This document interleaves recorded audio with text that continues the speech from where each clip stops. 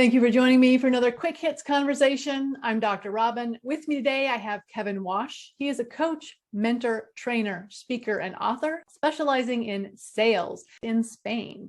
I have Racquelle Pakutz. She is known as the Happy Healthy Hiker. She is an author and the owner of Zen Freight Solutions. I also have Simon Coles. He is the CEO of a software company based in the UK and the founder of Better Conversations, where they are bringing clean language to business. The question I have for you today: what is the difference between fitting in and belonging? Racquelle, can you kick us off? So when I got this question, I really started to dig into it, and I'm thinking fitting in seems more forceful, like you're trying to make yourself fit a mold that everyone else has created a boundary for you. Where I feel belonging is what you are, and it just automatically fits the mold or the group that you're trying to join. It's just kind of something that already naturally occurs. So fitting in is more work, belonging is more comfortable. Sure. Yes. Okay. Guys, what do you think? I think that's a very interesting concept you got there, Racquelle, because mine's almost the opposite of that. Oh. I think belonging is about just being who you are. And you need a strength of character. You need to be a fairly strong-minded individual, whereas fitting in for me is being accepted for who you've become. So you've kind of let go of your personality to fit in with the group because you don't want to be an outsider, whereas the person that isn't concerned with that belongs because they have self-belief that they're good enough to be there or wherever it is. Oh, what an interesting concept. Simon, what do you think? I think if you're fitting in, you're trying to meet the norms of a group that you're not part of. Obviously, you're trying to fit into that group. So somebody else has made the rules. Whereas in belonging, you probably were part of making the rules. You're setting the acceptable norms and standards within that group. You'd move from fitting into belonging over time as you got more familiar and built up better relationships and with people and that sort of thing. Okay. So do you feel like one or the other is about the other people versus how you feel? Like, do you fit in because people view you as fitting in, and do you belong because you feel like you belong? That's how I took it. I definitely feel like belonging is an internal feeling, because these are my people. This is where I'm meant to be kind of feel. Fitting in just makes me feel like I'm trying to fit in. I'm trying to become something that I'm not. Kevin, I would love to go back to your definition, because I think that you're a little different, and I want to know more. Yeah. I think for me, it's almost like, particularly in business, it's like corporate politics, isn't it? You've got to fit in. You don't want to stand out from the crowd. And somebody actually once said to me that I was standing out. And I said, well, I don't understand. They said, you're like a blade of grass that's growing too fast. You should stay at the same level as everybody else, then you'll fit in. Because what happens is when the lawnmower comes across, it takes the higher blades first. So you will go first. So if you want to make a career here, you should focus on fitting in. And I found that to be fairly normal in corporate politics, particularly, where you'll get people who will say one thing that they don't necessarily agree with, but they're saying that to fit in. Whereas the stronger person who belongs says what they really think. Simon? Yeah. Because the high poppy, where if you want it all to look even, you cut off the heads of the tallest poppies. But I feel like belonging, if I were in that situation, Kevin, where I felt like I was the tall poppy or the long blade of grass, I wouldn't feel like I belonged at all. I would feel like an outcast, so not fitting in or belonging, neither. I understand completely why you're saying that. My take is very much a case of, if you believe in yourself, you can belong. And the people that fit in, it's a kind of level of mediocrity that's never really appealed to me.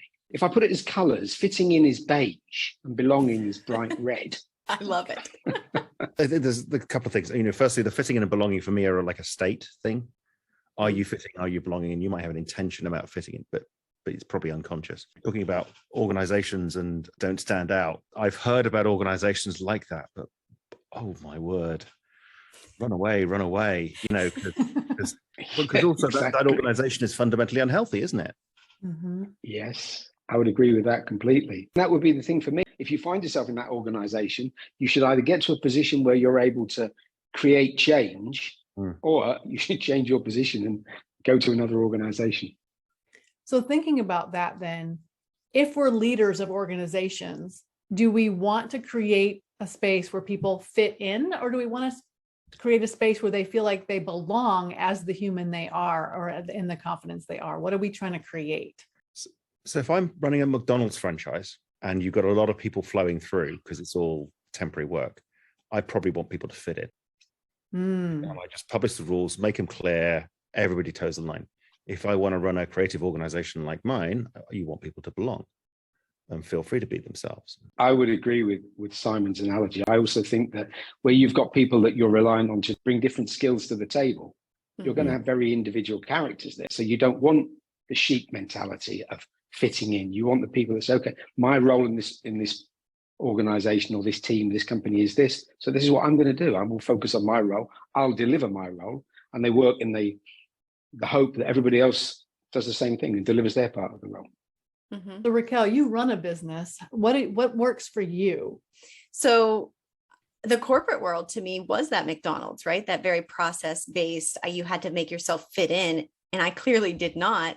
So I started my own company, and my employees that I attract and try to retain are the ones that do belong, right? Because they're the ones that match with my personality and match with the creativity and being willing to bring their whole self into the company and not be afraid to show all of themselves to me.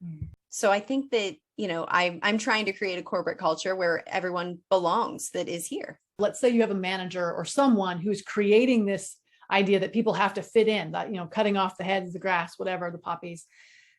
How would you notice that as a leader? How would you notice if someone is putting those kind of pressures on? What does that look like? I think there's a really easy way to tell. Just look at the way people are dressed when they come to work.